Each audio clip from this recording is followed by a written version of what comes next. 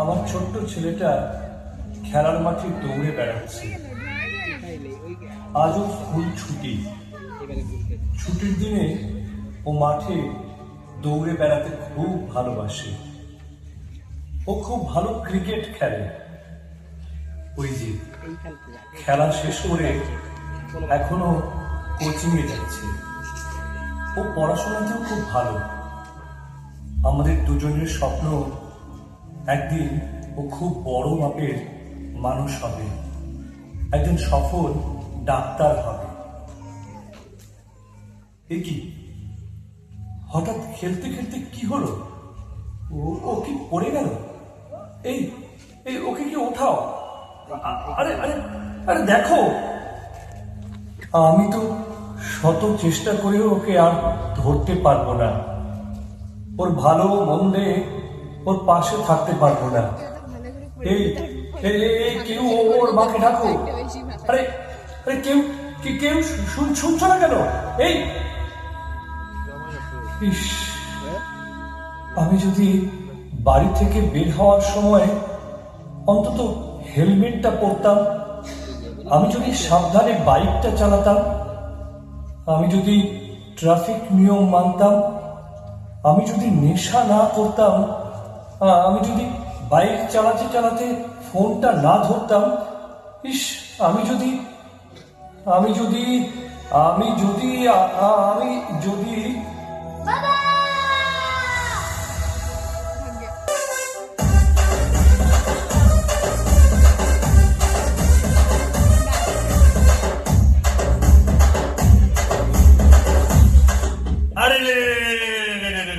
Problem problem problem, খুব problem. আমার ছোট্ট ছোট্ট বাচ্চারা যে কি করছে, খুব প্রবলেম। আপনারা ভাবছেন আমি কে? আমি জমদূত। পার্মানেন্ট নয়, টেম্পোরারি। ওই আজ আছি, কাল নেই। যখন তখন চাকরি থেকে আমায় স্যাক করে দিতে পারি। কেন? কারণ আমার এই কাজ আর ভালো লাগছে না, তাই আমিও আর মন দিয়ে কাজটা করতে পারছি না। একেই তো ন্যাচারাল ডেথ নিয়ে যমরাজ একেবারে তিতি বিরক্ত। চিত্রগুপ্ত রেজিস্টার লিখতে লিখতে আমাকে শুধু গালাগাল দেয়। তার মধ্যে আবার শুরু হয়েছে আনন্যাচারাল ডেথ। যমরাজের তো সময় নেই, তার উপর আবার উপর না, নিচ থেকে রোজ দিন এত এত ন্যাচারাল ডেথ। আমাদের দেশে জানেন, ঘন্টায় 55টা রোড অ্যাক্সিডেন্ট হয়, আর তার মধ্যে 17 জন মারাও যায়। আরে বেশিরভাগই হলো বাইক অ্যাক্সিডেন্ট। হেলমেট না পরা, কানে ফোন নিয়ে কথা বলতে বলতে বাইক চালানো, জোরে জোরে বাইক চালানো, ট্রাফিক নিয়ম না মানা, রাত্রি হলে নেশা করে বাইক চালানো। যমরাজ খুব বিরক্ত, তাই কাজ কমানোর জন্য আমাকে রেখেছেন টেম্পোরারি বেসিসে। যাই হোক, খাতাটা খুলে একবার দেখি তো আজকে ওই নিচ থেকে কে কে আসছে।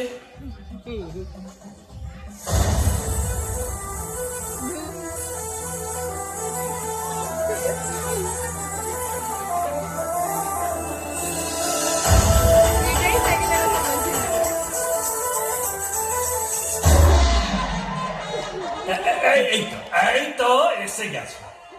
আরে আরে আরে সাবধানে সাবধানে। আরে হচ্ছেটা কি? আরে আরে তোমার বাইক থামাও। আরে তুমি তো অলরেডি উপরে চলে এসেছো, এখানে জোরে বাইক চালিয়ে লাভ কি? আর অ্যাক্সিডেন্ট হয়েও তো কোনো লাভ নেই। ডেড বডি তো অ্যাক্সিডেন্ট হয়ে আবার করবে না। আরে আরে আরে আরে আরে করছোটা কি? দিলে তো আমাকে ধাক্কা দিয়ে ফেলে। হ্যাঁ, বাইক চালাতে পারো না তো চালাও কেন? নিশ্চয়ই বাপের উপর হেভি প্রেসার দিয়ে বাইকটা কিনেছিলে, এবার আরো প্রেসার দিয়ে উপরে চলে এলে। ক্যা বাত ক্যা বাত। আইলা এসে গেছি। এ তো জমদূত। এই তো জমদূত। জমদূত, হাই, কেমন আছেন? আমি ভালো আছি, খুব ভালো আছি। উপরে এসে না আমার খুব ভালো লাগছে। আপনার একটা কথা বলছি, শুনুন। হ্যাঁ শুনবেন? হ্যাঁ শুনুন। জীবনে যদি সফল হতে হয় না, তাহলে কাবিল হতে হবে। হ্যাঁ কাবিল। এই কাবিল হলে পরে দেখবেন এই সফলতা আপনার পিছনে ছুটছে। এই যে দেখুন, সালা মরে গেছে, মরে গিয়ে এখন কাবিল সফল এইসব বলছে। হ্যাঁ, এই সালা জ্যান্ত যখন ছিলি তখন তোর মাথার মধ্যে এসব আসেনি? কি মরে গেল? আরে কে মরে গেল? আমি? আরে আমি তো এতক্ষণ বাইক চালাচ্ছিলাম। ও, মনে হচ্ছে আমি এত জোরে বাইক চালিয়েছি যে সারা পাতা থেকে স্বর্গে চলে এসেছি। এটা হতে পারে। না না না, আমি বলতে পারি না, আমি এরকম জোরে বাইকই চালাই না। কি সব আবল তাবল কথা বলছে? এর কথা শুনে লাভ নেই। এ নিজেই জানে না যে মরে গেছে। তুমি সাইড হও তো, সাইড হও, সাইড হও। তোমার সঙ্গে আরো একজন যে আসার কথা ছিল, সে কোথায় গেল দেখি? কোথায় গেল? এই তো এসে গেছে। হ্যাঁ, এসে গেছে।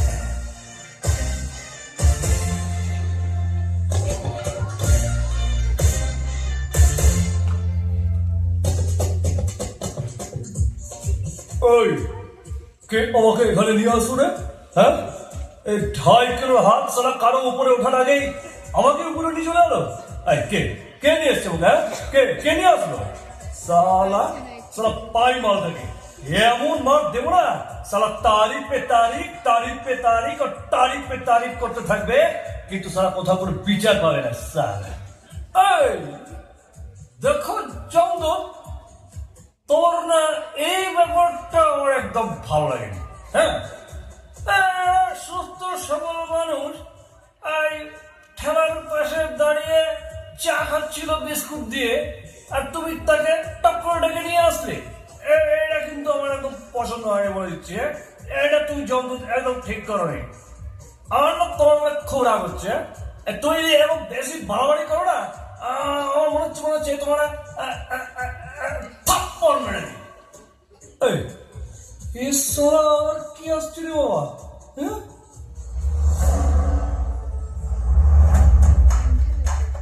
কেননা আমি সবসময় বলি যুবা কে ছিল।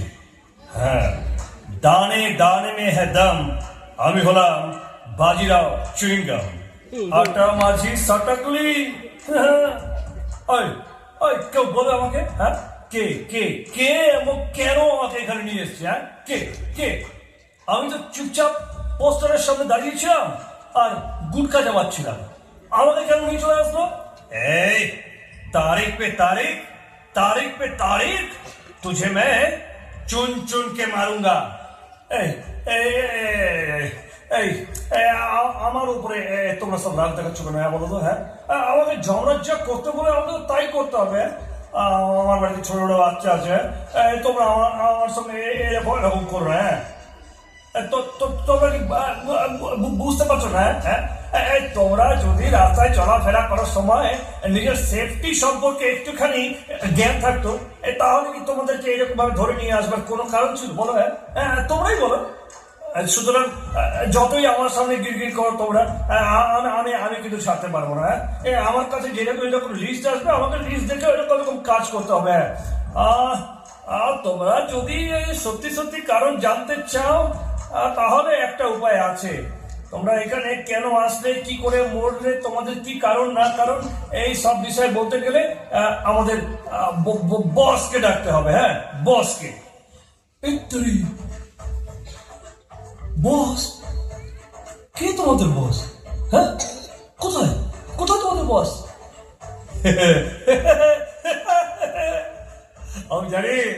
আমি জানি কে তোমাদের বস। তোমাদের বস হলো যমরাজ। যমরাজ নই, আমি তার থেকেও বড় কিছু। যমরাজ তো শুধু মরার হিসেব নেয়, আমি মানুষকে মারতেও পারি, আবার তাকে জ্যান্ত রাখতে পারি। আমি মানুষকে জীবন দিতে পারি। আমি যমরাজ নই, আমি হলাম জীবনরাজ।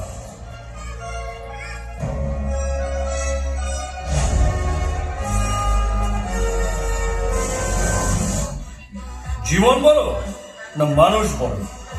রাস্তা বড় না নিয়ম বড়? আমি বলি সুরক্ষাই সব থেকে বড়। এই যে, ঠিক আছে, প্রথমে তুমি বলো দেখি তোমার কি সমস্যা।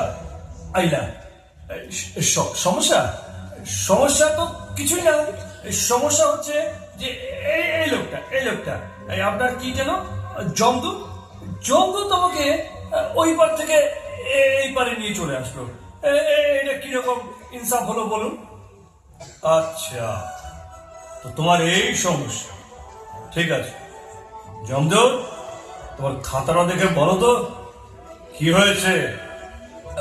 বস বস এ না সকাল সকাল বাইক চালিয়ে বাজারে যাচ্ছিল, হ্যাঁ, মাথাতে হেলমেট ছিল না।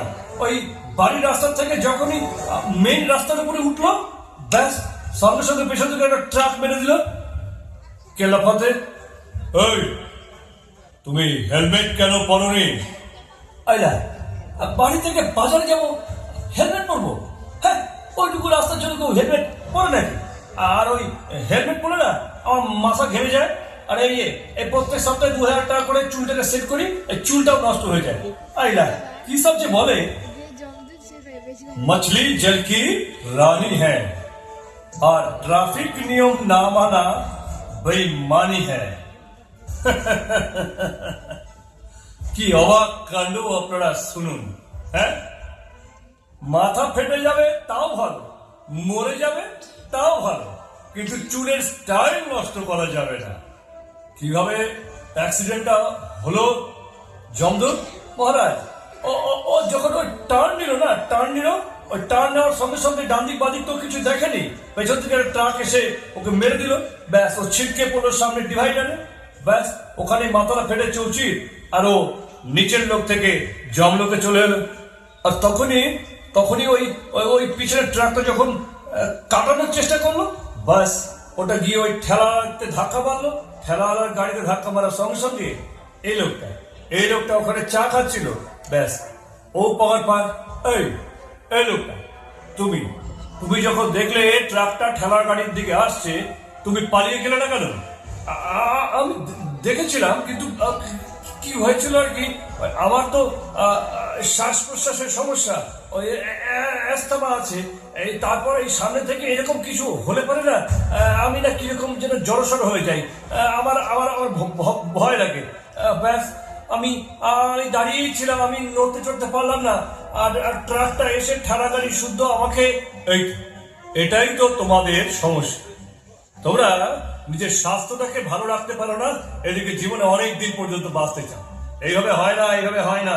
তুমি যদি সুস্থ সবল থাকতে, তাহলে সঙ্গে সঙ্গে দৌড়ে পালিয়ে যেতে পারতে, আর তাহলে হয়তো তোমার প্রাণ বাঁচলেও বাঁচতে পারতো। আচ্ছা, সে তো হলো, কিন্তু ও যখন আহত হয়ে গিয়েছিল, তখন তুমি ওকে সাহায্য করলে না কেন? আমি সাহায্য? আমার কি মাথা খারাপ হয়েছে নাকি? হ্যাঁ, আমি ওই ইনজিওর্ড লোককে ধরে নিয়ে গিয়ে হাসপাতালে নিয়ে যাই, আর তারপরে পুলিশ এসে আমাকে হাত করাতে নিয়ে যাক, আর তারপরে কোর্টে পৌঁছে যাক, আর তারপরে তারিখ পে তারিখ আমি তো সারা মুক্তি পাবো না। যত সব ঝামেলা আমার ঘরে আসবে। এই কেমন ছাগল হে তুমি? হ্যাঁ, তুমি কি জানো না যে অসুস্থ লোককে বা ইনজিওর্ড লোককে যদি কেউ হাসপাতালে নিয়ে যায়, তাকে পুলিশ কোনো হয়রানি করে না, শুধু নাম ধাম জেনে নেয় ইনফরমেশনটা নেওয়ার জন্য। আর যদি কোনোদিন কোনো কেস হয়, তাহলে সাক্ষ্য দেওয়ার জন্য। তার বেশি কোনো রকমের কোনো হয়রানি হয় না। এটা আমাদের সবার মাথায় রাখা উচিত যে একজন অসুস্থ ইনজিওর্ড লোককে যদি সঙ্গে সঙ্গে হাসপাতালে নিয়ে যাওয়া যায়, তাহলে তার প্রাণ বাঁচলেও বাঁচতে পারে। হ্যাঁ বস। আর বস, এই মাটা তো ওই মদ খেয়ে গাড়ি চালাচ্ছিল, বাস ও গেল প্রুফু। এই জন্যই তো আমি বলি, টুইঙ্কেল টুইঙ্কেল লিটল স্টার, মদ খেয়ে গাড়ি চালিও না। আর আরে এই সব তো বুঝলাম, কিন্তু আমার সমস্যাটা কি বলুন তো? হ্যাঁ, আমাকে কেন মরতে হলো? হ্যাঁ, আমি তো ওই ঠেলার পাশে পানের দোকানে দাঁড়িয়ে যুবা কেসরি খাচ্ছিলাম, আমার কি দোষ? এই শোনো, যুবা কেসরি নয়, যুবা ক্যান্সারি। ওসব খেলে পরে ক্যান্সার হয়, আর ক্যান্সারও মানুষকে মৃত্যুর মুখে ঠেলে দেয়।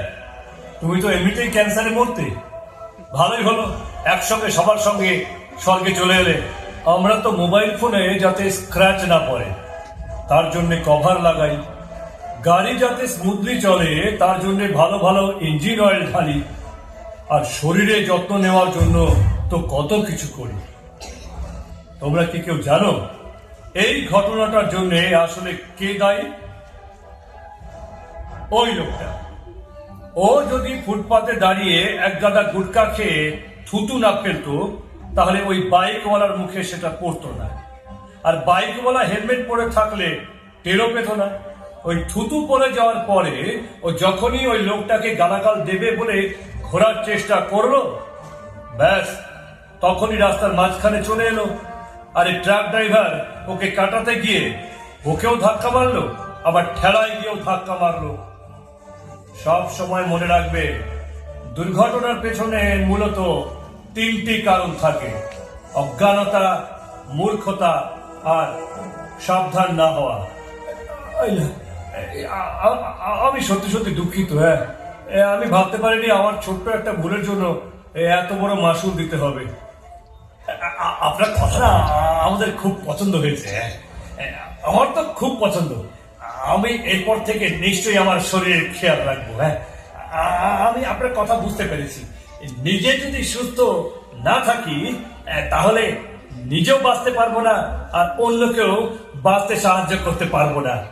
আইলা, আমি তো সবসময় বলতাম কাবিল বলো কাবিল, কিন্তু এখন তো বুঝতে পারছি কাবিল হওয়ার থেকেও বেশি ইম্পর্টেন্ট সুরক্ষিত হওয়া, সুরক্ষা সম্পর্কে সাবধান হওয়া। আমি এরপর থেকে সব সময় ছোট ছোট কাজের জন্য হেলমেট পরে বের হবো বাড়ি থেকে। হ্যাঁ, তাছাড়া একদম বের হবো না, আর হেলমেট ছাড়া আমি কখনো বাইক চালাবো না। আইলা, আর হ্যাঁ, রাস্তায় কখনো আমি ধুম মাচালে করবো না। সন্তান, আমরা কথা দিচ্ছি আমরা সব সময় সেফটির নিয়ম পালন করব, ট্রাফিক আইন সম্পর্কে সচেতন থাকব। আমাদের বড়দের হয়ে আমরা আপনার কাছে ক্ষমা চাইছি, আপনি ওদের একবার মাফ করে দিন। ঠিক আছে, চলো। বাচ্চাদের কথা শুনে আমার মন খুব নরম হয়েছে। আমি তোমাদের মাফ করে দিচ্ছি, কিন্তু তোমাদের একটা প্রতিজ্ঞা করতে হবে। নতুন করে জীবন পেয়ে তোমরা নিজে তো সাবধান থাকবে, অন্য মানুষদেরও সাবধান করবে। রাস্তায় চলাফেরা, ট্রাফিক আইন, নেশা, এই সমস্ত বিষয় সম্পর্কে সবাইকে সচেতন থাকতে হবে। আর দর্শকবৃন্দ, এটা তো একটা নাটক ছিল, তাই এখানে জন্ম, পুনর্জন্ম সবকিছুই হয়তো সম্ভব, কিন্তু বাস্তবে এটা একেবারে অসম্ভব। একবার যদি আপনার ঘরের কোনো মানুষ আপনাদের ছেড়ে চলে যায়, সে কিন্তু কখনো ফেরে না।